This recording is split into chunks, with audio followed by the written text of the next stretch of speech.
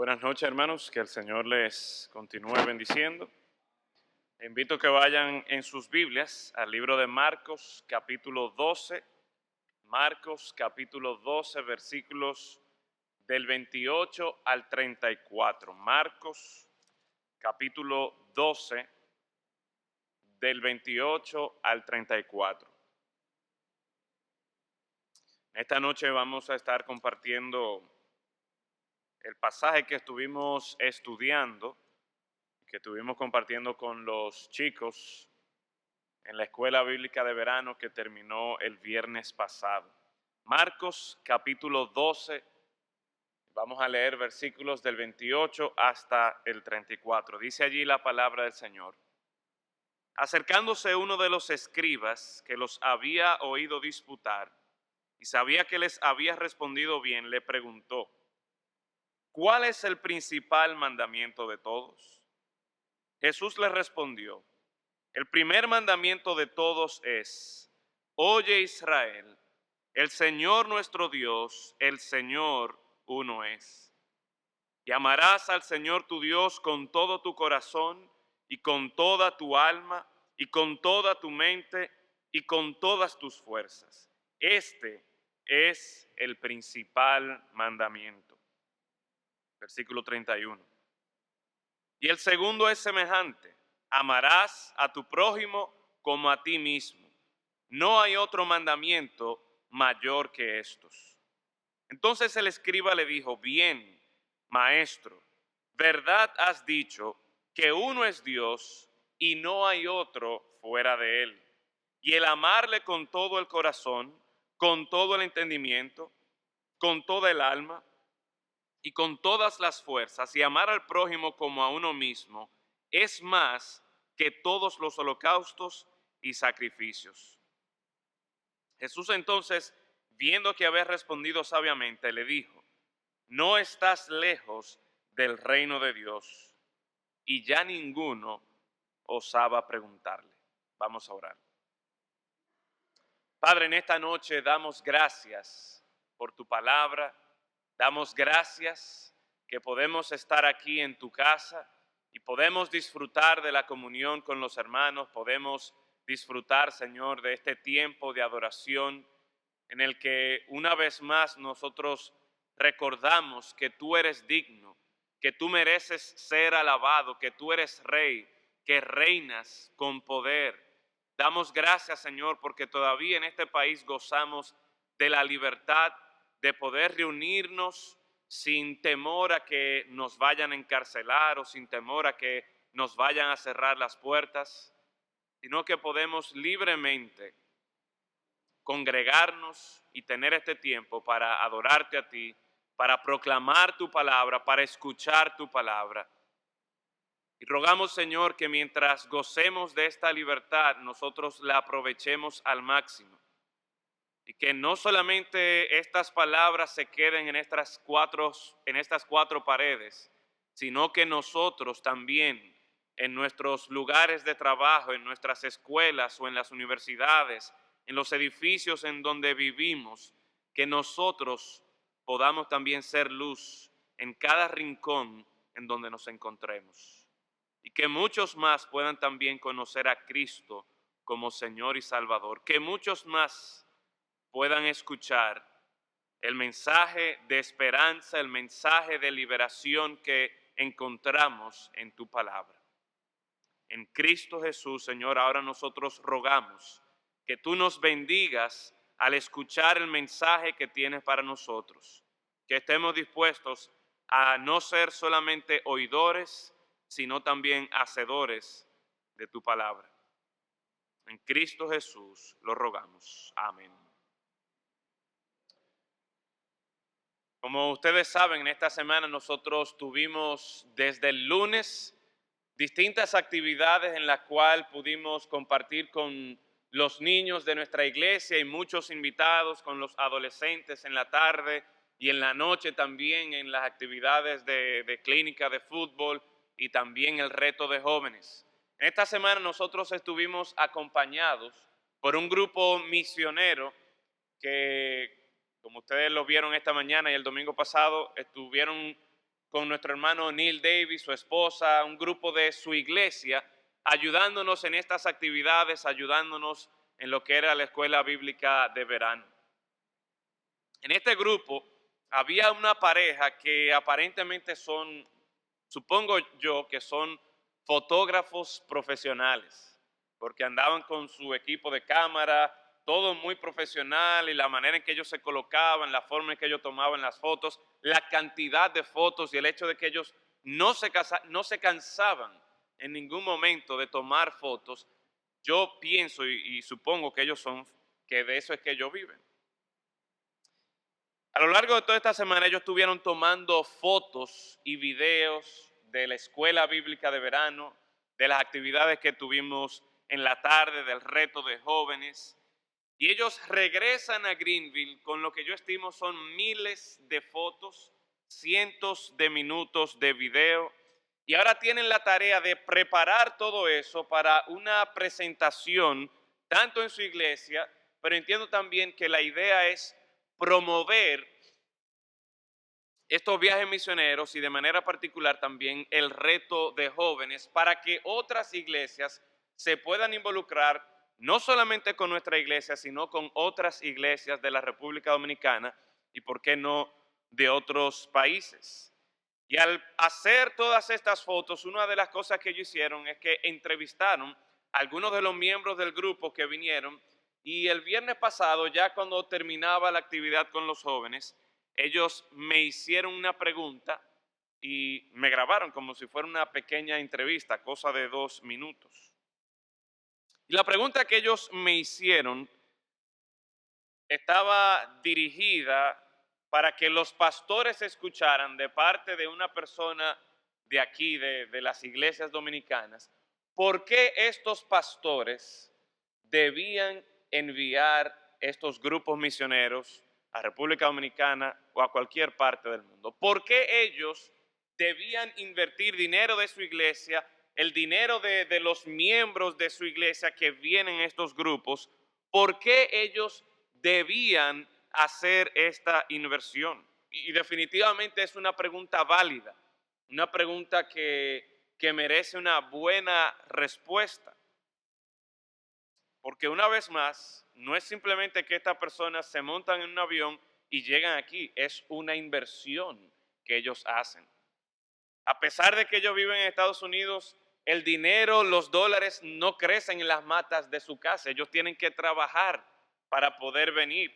Ellos tienen que pedir permiso de su trabajo, tomarse quizás una semana de sus vacaciones para poder venir aquí y trabajar y estar entre nosotros.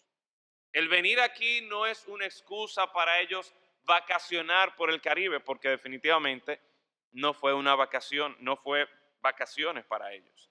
No fue una excusa para ellos poder marcar una entrada más en sus pasaportes. Y por lo tanto, la pregunta, vuelvo a repetir, es una pregunta válida. ¿Por qué hacer esta inversión? Y cuando yo estuve pensando cómo le iba a responder, consideré la oportunidad que estos integrantes del grupo iban a tener de poder, por lo menos por 5, 6, 7 días, conocer un poco lo que era exponerse a una cultura distinta y poder llevar el evangelio y poder compartir con otros creyentes, y quizás de una manera poder probar y poder experimentar lo que es la labor misionera. Yo conozco muchos jóvenes que hoy día son misioneros a tiempo completo en distintas partes del mundo como resultado de haber ido a un viaje misionero como estos. El Señor inquietó su corazón, el Señor puso una carga en el corazón de estas personas para llevar el evangelio a otras partes del mundo. Y el Señor puede hacer eso con estos jóvenes que vienen. Así que por ese lado vale la pena esa inversión. Pero también vale la pena esa inversión por el impacto que ellos mismos, que estos grupos tienen con los creyentes de nuestra iglesia, los jóvenes de nuestra iglesia, los distintos hermanos de nuestra iglesia que de una manera u otra se involucran con ellos en las distintas actividades.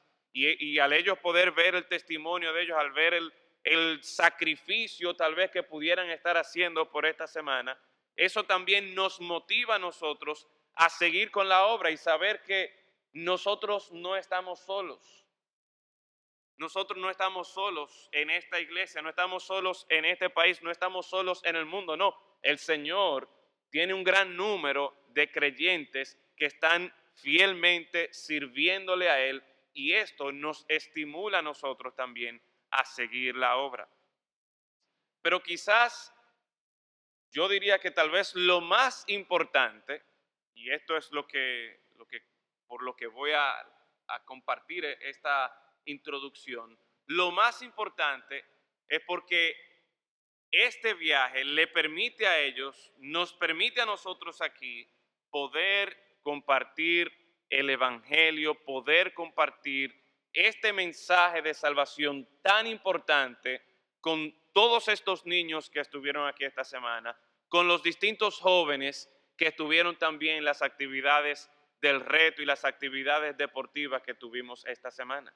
Gracias al Señor nosotros pudimos tener entre 140 y 160 niños todos los días, con los cuales nosotros pudimos predicarles el Evangelio.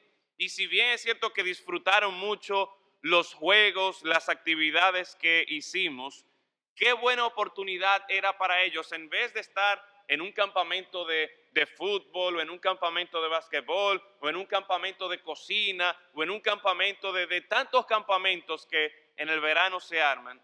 Qué bueno que el Señor nos dio a nosotros por esta semana la oportunidad de impactar la vida de estos niños con el mensaje de la palabra de Dios. Y no con cualquier mensaje, no con cualquier mensaje, sino una vez más con el mensaje de salvación que encontramos en la palabra de Dios. Pudimos retarlos a estos niños a memorizar versículos, a trabajar en manualidades que de una manera u otra estaban conectadas con el mensaje de salvación, con la lección que estábamos enseñando. Pero una vez más, sobre todo, los tuvimos a ellos cautivos para mostrarles el mensaje más importante que ellos van a escuchar en toda su vida. Y eso es precisamente lo que nosotros hicimos esta semana. Es por eso que vale la pena que estos grupos vengan de fuera para nosotros poder predicar el Evangelio. Y aprovecho aquí para agradecer a todos aquellos hermanos que de una manera u otra estuvieron involucrados en la EBDB, en el registro, en las meriendas, trabajando con los niños directamente, en los juegos, en el sonido, proveyendo alguna comida. Apreciamos en gran manera, hermanos, su esfuerzo, su trabajo, su servicio al Señor y su servicio a estos hermanos y a esta iglesia en esta semana. Definitivamente que eso es importante para nosotros, para nuestra iglesia. Esta mañana el pastor Pedro una vez más nos estuvo alertando acerca de los planes de esta agenda malvada que procura pervertir los valores de nuestra sociedad y que de una manera directa atentan con los principios y con las virtudes que el Señor espera que nosotros como sus hijos desarrollemos en nuestra vida. Nosotros vivimos en una época donde todo es relativo y el hombre, en sentido general, tiende a aceptar lo que la mayoría de la gente ve como bueno y válido. Si hoy día la gente está aprobando, como recientemente en Estados Unidos, hay este gran momento con respecto al matrimonio de homosexuales o lo que llaman matrimonio de homosexuales y todo el mundo dice que eso está bien, una gran parte de la sociedad lo acepta. No, pues vamos nosotros también a aceptarlo. Vivimos en un mundo relativo, vivimos en un tiempo de, vuelvo a repetir, relativismo religioso. Y qué bueno es, mis hermanos, que la palabra de Dios nunca cambia, sino que permanece para siempre. Qué bueno es que en tiempos de confusión la palabra de Dios sigue siendo bien clara y precisa. y de manera particular sigue siendo clara y precisa con respecto a lo que es más importante para nosotros, lo que es más importante para nuestros hijos. Y eso es una vez más lo que esta semana nosotros hicimos con estos niños. Compartimos con los niños este pasaje que hace un momento nosotros acabamos de leer, donde Dios mismo, el Señor Jesucristo, nos presenta lo que es más importante, el mandamiento más importante que en toda la Biblia nosotros podemos encontrar. Y eso es amar a Dios de todo corazón. Y ya que es el mismo Señor Jesucristo que menciona y que claramente establece que lo más importante es que nosotros amemos a Dios de todo corazón, pues mis hermanos, nuestros niños necesitan conocer ese mandamiento. Ustedes necesitan conocer y cumplir con este mandamiento que encontramos en este pasaje. Ahora, cada día nosotros hicimos una pregunta de manera particular con respecto al versículo 30, que fue uno de los versículos que los niños se estuvieron memorizando. Hicimos 5 preguntas, una pregunta cada día. La primera pregunta es, ¿cuál es el mandamiento más importante? La segunda pregunta el martes, ¿qué significa amar a Dios? La tercera pregunta, ¿por qué amar a Dios? La cuarta pregunta, ¿cómo debo amar a Dios? Y la quinta pregunta, ¿cómo puedo amar a Dios? Y rápidamente, brevemente, de una forma concisa, no tenemos 5 días para poder ver cada una de estas lecciones o cada una de estas preguntas, pero yo quiero compartir con ustedes estas 5 preguntas, este mensaje, esta enseñanza que nosotros podemos ver aquí de parte de nuestro Señor. Así que inmediatamente vamos a ver la primera pregunta. ¿Cuál es el mandamiento más importante? Vuelvo a repetir, nosotros vivimos en un tiempo donde hay un relativismo religioso muy grande y sin lugar a dudas, la palabra de Dios, si tomamos la palabra de Dios solamente, es un libro bastante grueso. Hay mucha información aquí y tristemente la gente que no hace caso a lo que la palabra de Dios nos dice, que no debemos interpretar, que la escritura no es un asunto de interpretación privada, que yo la manejo a mi antojo y como yo quiero y como me conviene. Pero tristemente hay mucha gente que utiliza la escritura para defender o para presentar sus propias opiniones de cómo deben ser las cosas, de lo que es el amor, de lo que es la justicia. Y si salimos de la Biblia, encontramos un montón de religiones, un montón de filosofías, de ideologías, de formas de vida, que sin lugar a dudas, cuando uno ve todas las opciones o cuando uno ve todo lo que se está bombardeando, que una persona podría creer, uno podría estar confuso, uno podría decir, oye, pero ¿y por dónde es que yo me voy a ir? Bueno, qué bueno que la palabra de Dios, vuelvo a repetir, sigue siendo clara y precisa. Qué bueno que el Señor Jesucristo de una manera contundente, de una manera clara, para que no nos quede ninguna duda, Él nos dice a nosotros, de toda la filosofía, de todas las religiones, de todos los libros, incluso aún de todos los mandamientos que podríamos encontrar en la Biblia, Él nos dice, este es el más importante, este es el principal mandamiento. Y la pregunta, vuelvo a repetir, ¿cuál es el mandamiento más importante? Solamente en el Antiguo Testamento se cuenta aproximadamente un total de 613 mandamientos. Eso es sin contar las exhortaciones y mandamientos que encontramos también en el Nuevo Testamento. Y es interesante nosotros observar lo que vemos aquí en el versículo 28. ¿Quién hace esta pregunta? Dice, acercándose uno de los escribas. Si había alguien conocedor de la palabra de Dios, si había alguien conocedor de los mandamientos, eran los escribas, que su trabajo, su tarea, a lo que ellos día tras día se dedicaban, era a escribir la ley, a escribir la palabra de Dios. Y una vez más, si alguien tenía conocimiento de la escritura, eran estos escribas.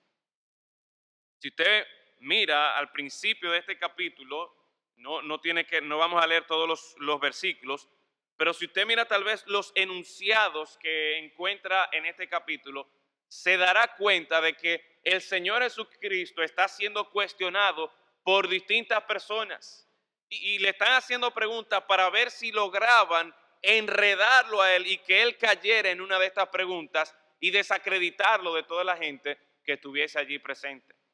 Esta es la última de esa serie de preguntas y es hecha por una persona que conocía la palabra de Dios. Y él le hace esta pregunta: ¿cuál es el primer mandamiento de todos? En muchas ocasiones nosotros vemos cómo el Señor Jesucristo responde una pregunta como haciendo otra pregunta. Y a veces responde las preguntas haciendo tal vez una parábola y uno podría decir, óyeme, yo como que no entendí muy bien lo que el Señor Jesucristo está diciendo.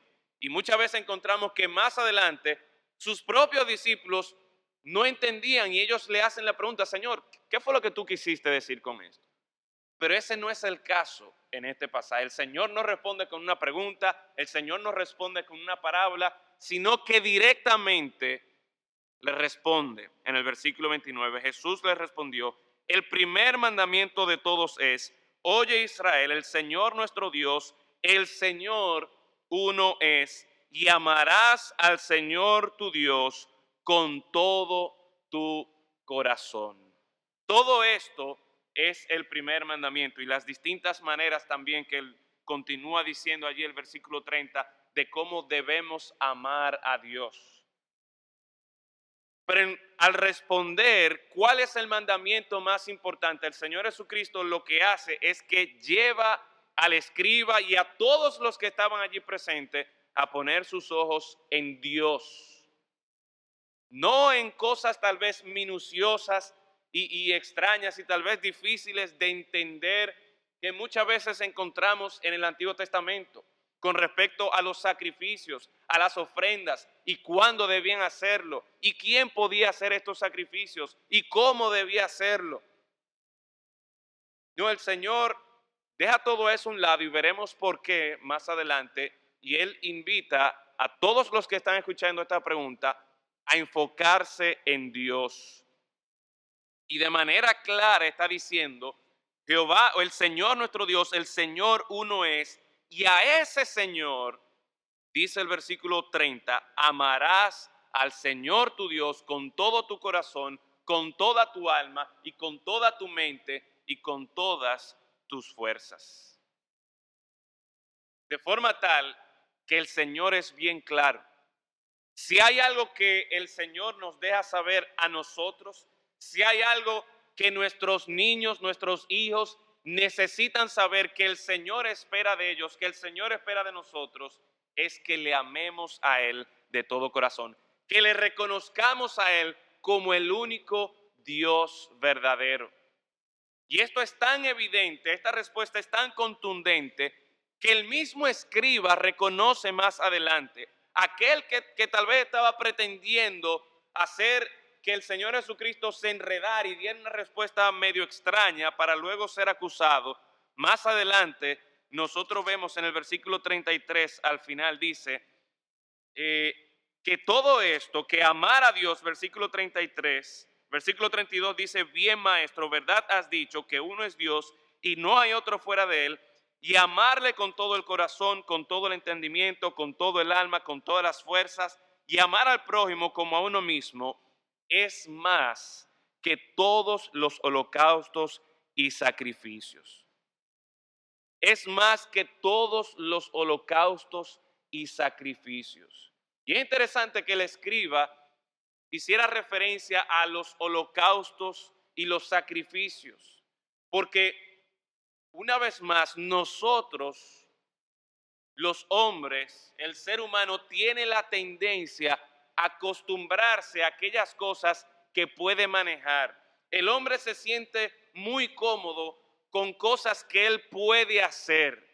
Y por lo tanto, cuando se habla aquí de sacrificios, de holocaustos, estamos hablando de cosas rituales. Y vemos como en el Antiguo Testamento, de manera particular en el libro de Jeremías, el profeta Jeremías y asimismo el profeta Isaías acusan al pueblo de que, mira, ustedes pretenden que están adorando a Dios, que están mostrando amor a Dios simplemente porque están cumpliendo con la ley, simplemente porque están yendo al templo, porque están trayendo estas ofrendas y sacrificios a Dios, pero su corazón está muy lejos de Dios. De forma tal que una persona pudiera ser muy religiosa, pudiera cumplir con todos los rituales de su religión y no cumplir con el principal mandamiento. Y eso que era verdad para el pueblo de Israel en ese tiempo sigue siendo verdad para nosotros hoy día. Nosotros podemos enfocarnos mucho en ponernos nuestra corbata, en vestirnos muy bonito. Nosotros podemos enfocarnos mucho en que yo ofrendo todos los domingos, en que yo vengo aquí a la iglesia los domingos por la mañana, hasta por la noche. Es más, yo hasta los miércoles vengo y yo hasta participo desde los tiempos de oración. Y podemos confiarnos en que yo estoy haciendo todas estas cosas que se esperan de un buen creyente, que yo estoy cumpliendo con mi ritual de cristiano, mi ritual de bautista. Yo me bauticé, yo hasta participo de la cena del Señor. Yo hago todas las cosas que se esperan de mí. Y sin embargo, mi hermano, mi amigo, eso no significa que usted está cumpliendo con el principal mandamiento. Porque al final de cuentas no es un asunto de religiosidad, no es un asunto de ritualismo, es un asunto de mi relación con ese Dios verdadero.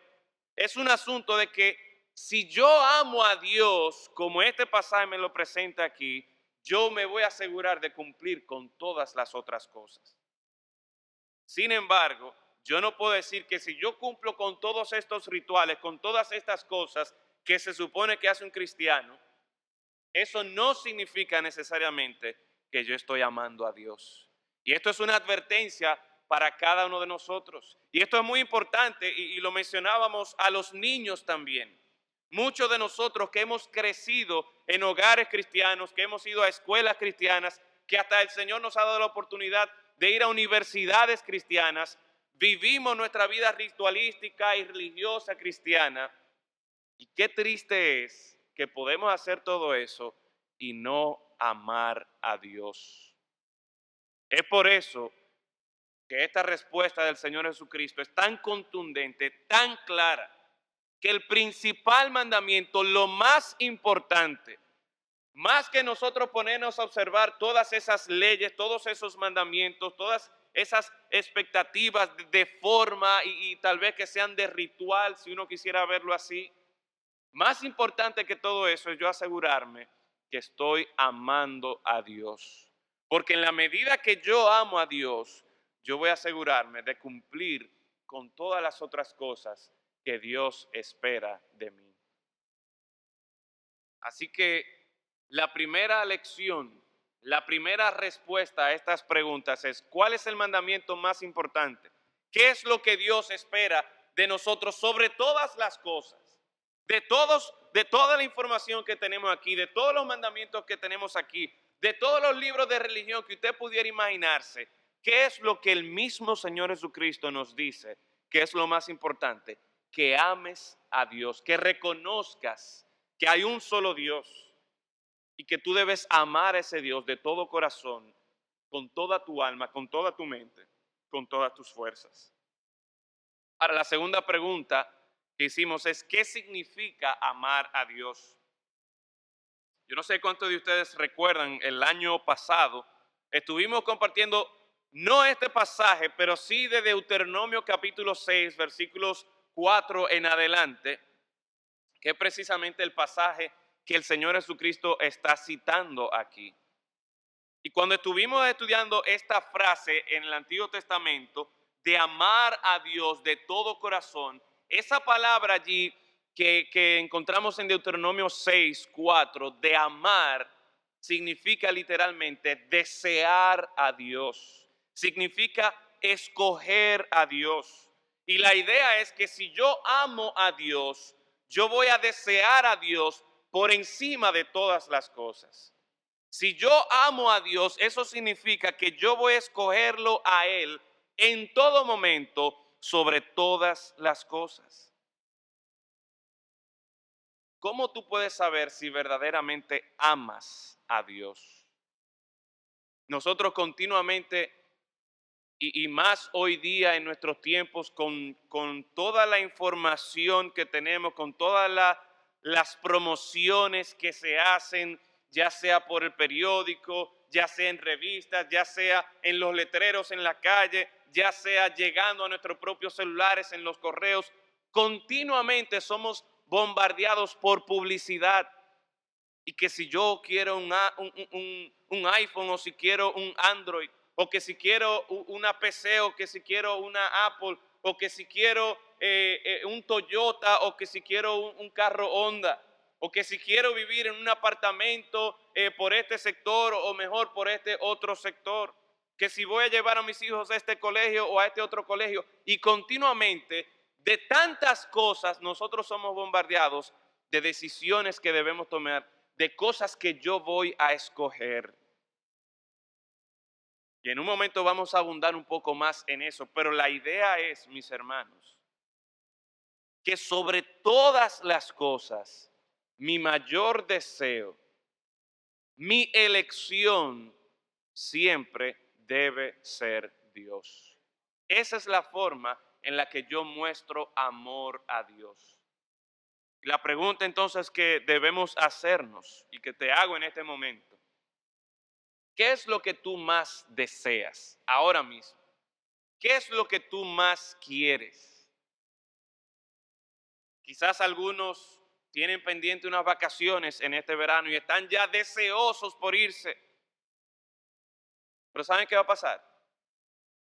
Se va a pasar la semana, las 2 semanas, y van a disfrutar mucho. Y qué bueno que puedan disfrutar, mis hermanos. El Señor nos llama a descansar.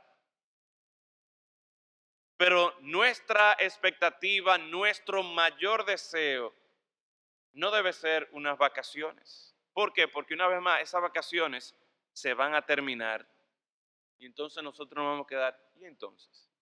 ¿Y ahora? Tengo que esperar otra vez el año que viene.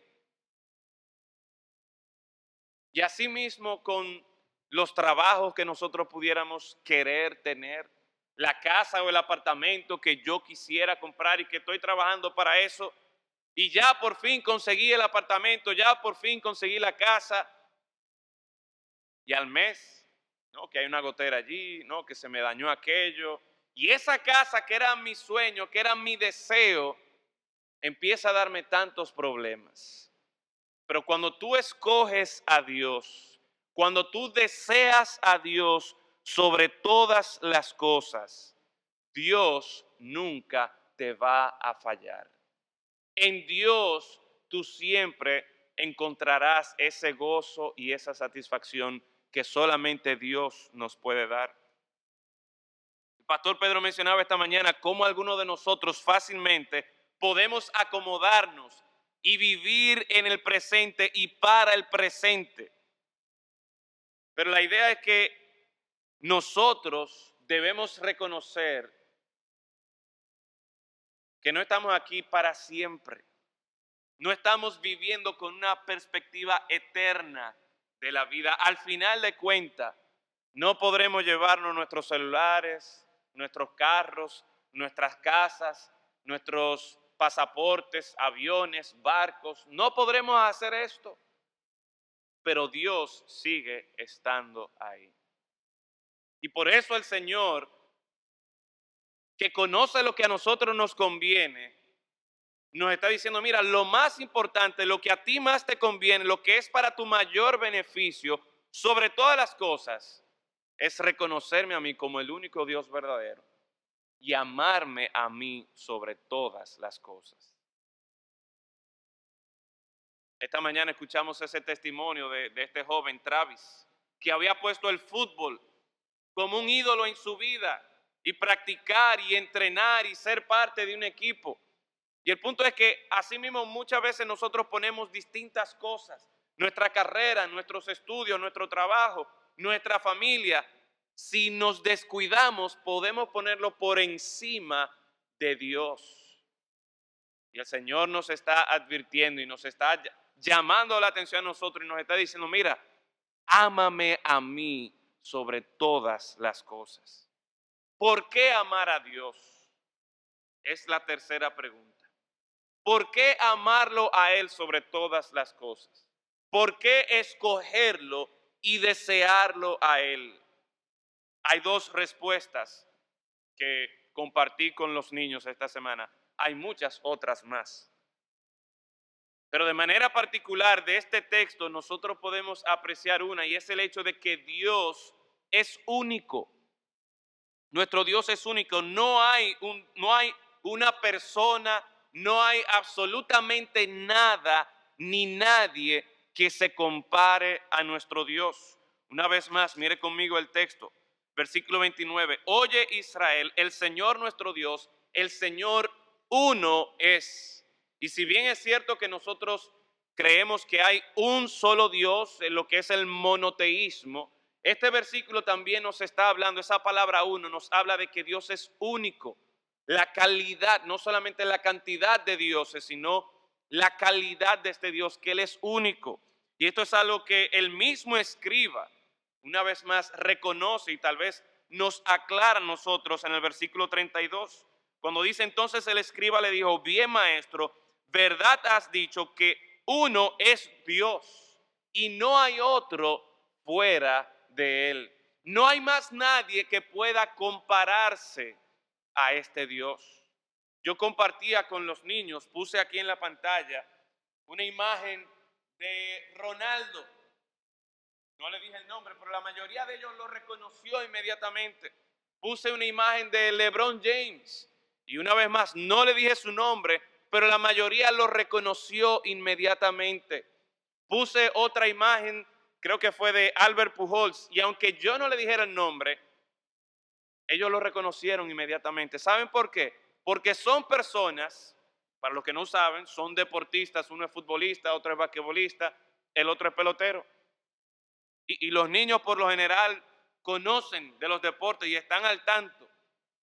Y la idea es que estos deportistas en estos últimos años han sobresalido de forma tal que son reconocidos como los número uno en sus distintos deportes. Han ganado trofeos y reconocimiento de jugadores más valiosos. Y ellos lo reconocen porque se destacan, brillan en medio de todos los demás. Las jugadas que pueden hacer, uno dice, óyeme, eso es impresionante, solamente él puede hacer algo así. Sin embargo, unos minutos después, yo le mostré unas imágenes de Magic Johnson. Y creo que solamente uno supo quién era Magic Johnson. Después le mostré otra imagen de, si mal no recuerdo, su apellido es Valderrama, un colombiano que tiene un afro. Y lo que hicieron fue reírse, pero no lo reconocieron. Y después le mostré la imagen de uno de mis jugadores de pelota favorito, Tony Fernández. Y la única razón por la que lo reconocieron es porque el nombre de él estaba ahí abajo. Pero, ¿quién era Tony Fernández? ¿Cómo le decían a Tony Fernández? Ellos no saben, no conocían. ¿Y saben por qué es? Porque a pesar de que hace 15 o 20 años, estos eran los jugadores impresionantes, los número uno, los más reconocidos por las jugadas más espectaculares que hacían estos individuos, ya hoy día han sido superados, ya hoy día hay nuevos jugadores que son sobresalientes. ¿Y saben qué va a pasar con Ronaldo, con LeBron James, con Albert Pujols y todos esos jugadores que en 10, 15, 20 años nadie va a saber o muy poca gente va a saber quiénes son? ¿Por qué? Porque aparecen nuevos y mejores jugadores. Pero mis hermanos, desde que Dios creó el mundo, Génesis 1:1, en el principio creó Dios los cielos y la tierra. Hasta hoy día, nadie ni nada puede compararse a nuestro Dios. Él es único. Y a nosotros ver su creación, nos damos cuenta de su poder y de sus jugadas espectaculares. Y nos damos cuenta, al pasar todos estos años, que nuestro Dios nunca va a dejar de ser el número uno. Y por eso, tú y yo, con toda confianza y sin lugar a equivocarnos y a tener el temor de que vamos a fallar, podemos amar a Dios porque Él es único. Y nuestro afecto por Él, nuestro amor por Él, no va a ser en vano. Pero también vemos en las Escrituras, no lo encontramos tan explícitamente en este pasaje, pero si fuéramos a Deuteronomio capítulo 6, nos damos cuenta que otra de las razones por las que el pueblo de Dios debe amar a Dios es porque no solamente Él es único, sino que explícitamente en Deuteronomio capítulo 6 se nos habla de cómo Dios es el Salvador. Los padres debían tener la responsabilidad de enseñarle estas cosas a sus hijos, de hablarle a sus hijos de estos mandamientos, de enseñarle a sus hijos quién es este Dios maravilloso, este Dios único, este Dios incomparable. Y eso debía provocar, de acuerdo a Deuteronomio capítulo 6:20, que los mismos hijos dijeran: óyeme, pero papi, mami, ¿y quién es este Dios que ha dejado estos mandamientos? ¿Quién es este Dios de que tú tanto me hablas? ¿Por qué tú tanto lo mencionas a ese Dios? Y eso entonces sería una oportunidad para hablar de ese Dios salvador. Ese Dios, ese mismo Dios que salvó al pueblo de Israel con mano poderosa, de una manera espectacular, maravillosa, dando a conocer así su poder, de forma tal que su fama se pudiera regar por toda la tierra. Ese mismo Dios, de manera maravillosa, por medio de Jesucristo, ofrece salvación de nuestros pecados. Y solamente por medio del sacrificio de Cristo, tú y yo podemos disfrutar la salvación. Ese Dios a quien nosotros debemos amar, lo amamos no solamente por lo impresionante que Él es, sino que lo amamos con toda la razón del mundo porque Él es nuestro Salvador. Y una vez más, vale la pena amar a ese Dios que nos salva. Ninguna religión, ningún maestro, ningún predicador, ningún profeta, ningún líder religioso o de alguna secta puede ofrecer salvación. Por eso es que definitivamente este mandamiento es tan importante, que nos lleva a enfocarnos en que hay un solo Dios y que a ese Dios yo debo amarlo de todo corazón. Porque Él es único, porque Él es Salvador. Te pregunto en este momento, ¿es ese Dios maravilloso, poderoso, ese Dios único, incomparable, es ese Dios tu Salvador? Si no es tu Salvador, si tú no has reconocido la condición en la que tú te encuentras como pecador, y a dónde te lleva esa condición, a ese destino eterno de una eterna perdición, de una eterna condenación. Si tú no reconoces tu condición, entonces definitivamente tú no vas a apreciar la salvación tan gloriosa, tan espectacular que ese Dios único nos da por medio de su Hijo Jesucristo. Y por eso es muy importante que tú reconozcas tu condición de pecador y que tú puedas entonces apreciar que este Dios que dice, ámame a mí con todo tu ser, te lo dice por tu bien, te lo dice porque Él quiere ser tu Salvador. Y en esta noche, si tú vienes a Él por medio de su Hijo Jesucristo, si tú quedas maravillado, sorprendido por el sacrificio de Cristo en la cruz, donde Él de manera voluntaria cargó con nuestros pecados. Si la luz del Evangelio resplandece en tu corazón y tú quedas maravillado por esa buena noticia, ese Dios único en esta noche también puede ser tu Salvador. Y tú puedes, como veremos más adelante, amar a ese Dios de todo corazón. La pregunta número 4, ¿cómo debo amar a Dios? ¿Cómo debo amar a Dios? Y este versículo empieza diciendo, amarás al Señor tu Dios con todo tu corazón. Y el hecho de que hable de todo tu corazón significa que está refiriéndose a toda tu persona, a todo tu ser, todo lo que tú eres, todo lo que tú tienes, tú debes entregarlo o tú debes dedicarlo más bien para lograr cumplir este mandamiento principal de amar a Dios con todo lo que tú eres, con todo lo que tú tienes.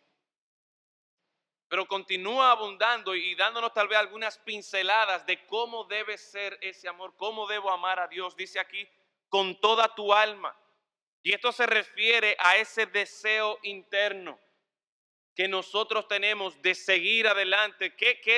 ¿Cuál es el propósito de vida que tú tienes que te impulsa día tras día a hacer lo que tú haces?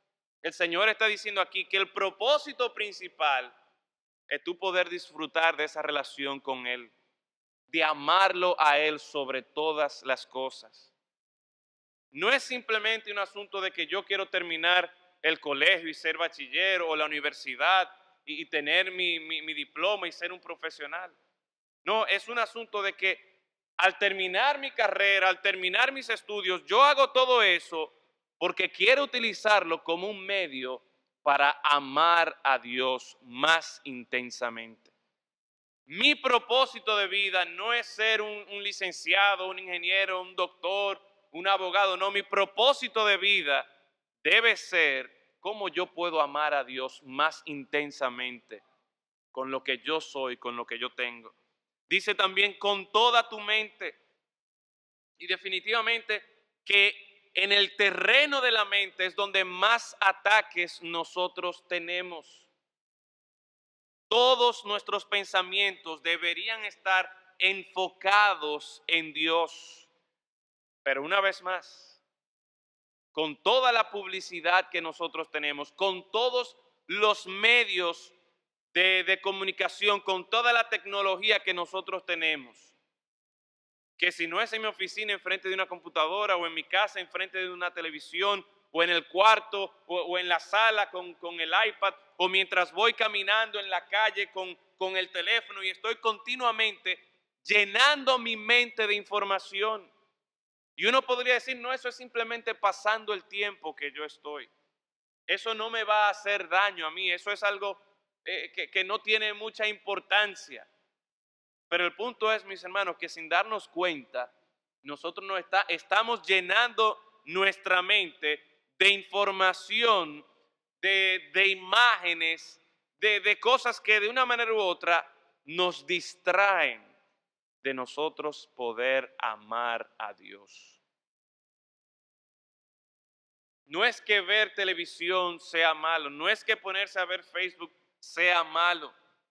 El punto es cuánto tiempo yo le dedico a eso y qué tanto eso me está afectando a mí o está distrayéndome a mí para yo amar a Dios de todo corazón, con toda mi alma, con toda mi mente. Cuando tú te acuestas, cuando tú tienes un momento libre, ¿a dónde van tus pensamientos? ¿Van al Señor? ¿O estás tú preocupado por lo que le pasó a la gente tal de la serie aquella que tú estás viendo y que no sabe qué es lo que va a pasar?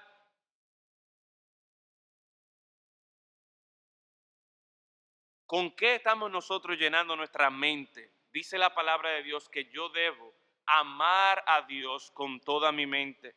Y termina diciendo que debo amar a Dios con todas tus fuerzas. Amar a Dios con todas tus fuerzas. Y hermanos, esto es muy importante. Porque cumplir este mandamiento no es para el débil, no es para el perezoso, no es para el vago. Cumplir con este mandamiento requiere fuerza, requiere disciplina, requiere entrenamiento, requiere consistencia, requiere que si nosotros caemos, nos levantemos y perseveremos. Y la idea es que con todas mis fuerzas, con todo lo que yo tengo, yo voy a esforzarme para cumplir este propósito de amar a Dios, de desear a Dios sobre todas las cosas, de escoger a Dios sobre todas las cosas. Esa es la forma en la que yo debo amar a Dios. Pero la última pregunta tal vez se parece mucho a esta cuarta pregunta que hicimos. La cuarta pregunta fue ¿cómo debo amar a Dios? La última pregunta es ¿cómo puedo amar a Dios? ¿Cómo puedo amar a Dios? La palabra de Dios es muy clara cuando nos dice a nosotros en Isaías 53 que nos compara a nosotros como ovejas. Todos nosotros somos como ovejas. Cada cual que hizo se apartó por su camino. Y eso está describiendo la tendencia que nosotros tenemos, hermanos, a seguir nuestro propio camino. A que si esta religión me dice esto y yo creo que eso está bien, bueno, me voy por ahí. O si aquel grupo está diciendo otra cosa, déjame yo irme por ahí a ver qué cosa nueva está diciendo. Y fácilmente nosotros, o de manera natural, nosotros nos extraviamos de lo que Dios nos dice a nosotros. Pero más aún está la realidad de nuestra condición, de nuestro pecado. Que por causa de nuestra naturaleza pecaminosa nosotros no podemos amar a Dios a menos que nosotros, vaya conmigo a 1 de Juan, capítulo 4, versículo 19. Dice, nosotros le amamos a Él. ¿Por qué? Porque Él nos amó primero. ¿Cómo puedo amar a Dios? La única manera en la que yo puedo amar a Dios es cuando yo aprecio el amor que Dios ha tenido para conmigo por medio de su Hijo Jesucristo. Esta mañana estuve leyendo en el Salmo 100, déjame buscarlo, a ver, creo que fue el Salmo 118. Sí, el Salmo 118. Es interesante que este salmo se cita en Marcos capítulo 12, unos versículos que no leímos, pero el Salmo 118, versículo